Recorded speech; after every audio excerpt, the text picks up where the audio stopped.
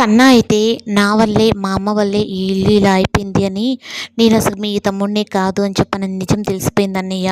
కానీ మా అమ్మ వల్లే ఈ ఇంట్లో ఇలా ఇన్ని అనర్థాలు జరిగాయి కాబట్టి నేను మీ అందరితో కలిసి ఉండడం మంచిది కాదనుకుని ఇంకా అందరూ పడుకున్న తర్వాత కన్నా అయితే ఇల్లు వదిలి వెళ్ళిపోతాడు.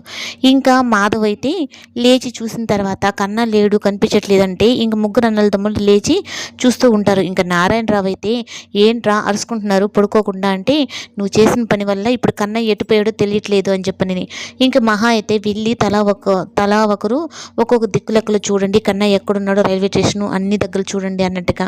ఇంకా కన్నా అయితే మాత్రం ఒక దగ్గర కనిపించేటప్పటికి మాధవ్ అయితే ఏంట్రా కన్నా నన్ను వదిలేసి వెళ్ళిపోదామని చెప్పని అనుకుంటున్నావా మమ్మల్ని అందరినీ అంటే, అన్నయ్య నాకు నిజం తెలియకముందు అదొక వేరు, కానీ నిజం తెలిసిన తర్వాత నేను మీ తమ్ముడిని కాదు పరాయి అనుకుంటే నువ్వు అలా అనుకుంటున్నావు, నువ్వు ఎప్పుడు మా చిన్న తమ్ముడివే అని చెప్పని కన్నానైతే ఇంటికి తీసుకొని వస్తారు. ఇంకా మహాలక్ష్మికి అయితే నన్ను క్షమించి వదినా నీకు చెప్పకుండా వెళ్ళిపోయాను అంటే, అయ్యో కన్నా నువ్వు ఎప్పటికీ ఇంటికి చిన్నవాడివి, ఈ ఇంటి పిల్లాడివి, అయినా నువ్వు ఎందుకు అనుకుంటున్నావు మీ అమ్మ వల్ల ఇది జరిగిందని, అది పెద్దవాళ్ళు చూసుకుంటారు, నీ విషయంలో ఇలాంటివన్నీ వదిలేసే, నువ్వు మంచిగా చదువుకొని మీ అన్నయ్య వాళ్ళకి అందరికీ మంచి పేరు తీసుకొని రా మహా చెప్తుంది.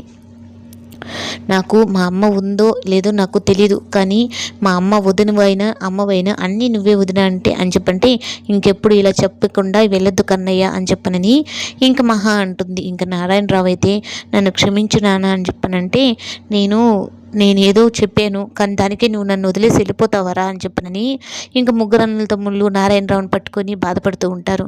నేను ఏ తప్పు చేయలేదు, నా బిడ్డల మీద ఒట్టేసి చెప్తున్నానమ్మా అని నారాయణరావు ఇంకా మహా ముందు నిజం చెప్తాడు.